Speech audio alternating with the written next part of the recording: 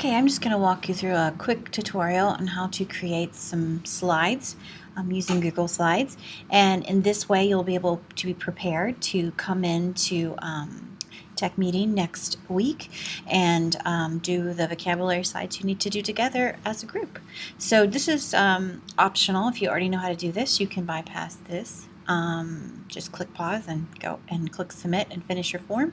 If not, please go ahead and watch. It's going to be quick and sweet.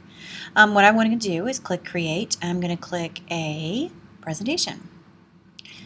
And this is my Google slide, and I have the option of picking some beautiful backgrounds, something that would probably really appeal to your third graders, maybe the purple, but something that wouldn't be too distracting.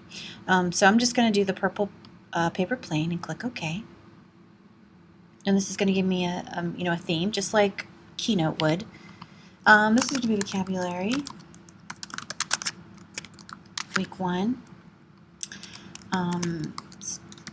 Study in images. And since that's already templated out, it's easy to do. So now I'm ready to give it a title. This is my vocabulary presentation week 1. And so now I'm going to go to insert, and I'm going to do, slide. I'm going to do a new slide. And this is where I'm going to add my images and my word. So since I don't need this, I'm just going to delete it. Let's say my word is skim. You might want to do all lowercase, and you might want to check a font and make sure you have a nice font that's very easy for the children to read. And now I'm going to insert an image to go with that new vocabulary word. I'm going to go to insert image, and I can either have some already loaded on my computer that I upload or put some in Google Drive. I can also do a search. And I know that to skim, like a surfboard skims, so I'm going to look up surfboard. See if I can find a nice image. Now this was kind of like the one that was on the video that you just saw. Here's one, and I want something that's very kind of active. So there's actually a person, skimming the surface. That's a good one. So I just double-clicked on it. And what happens is it's going to be put in my presentation. I'm going to resize it by grabbing these little corner blocks.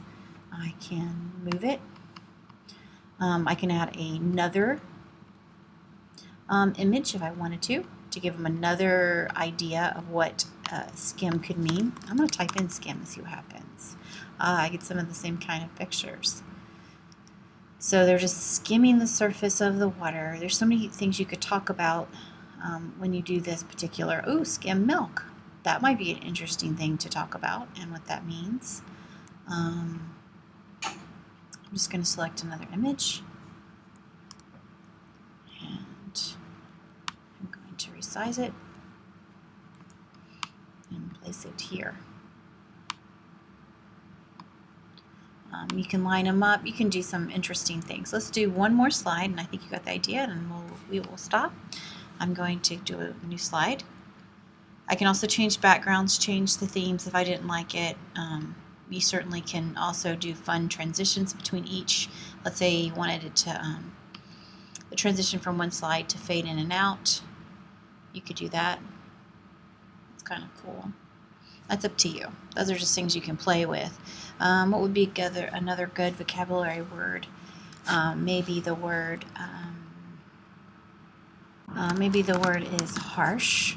So again, we're just going to delete that. We don't need that text. And if you don't like the colors or you want it to be plainer, you can play with all that. And so now we're going to go back to insert, image.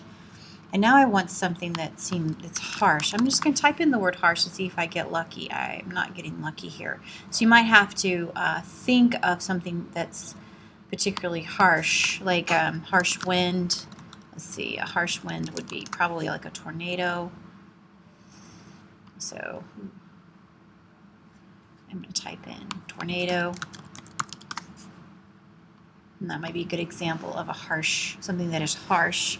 So this is going to open up so much great dialogue about these wonderful words. And why would there be a picture of a tornado with the word harsh?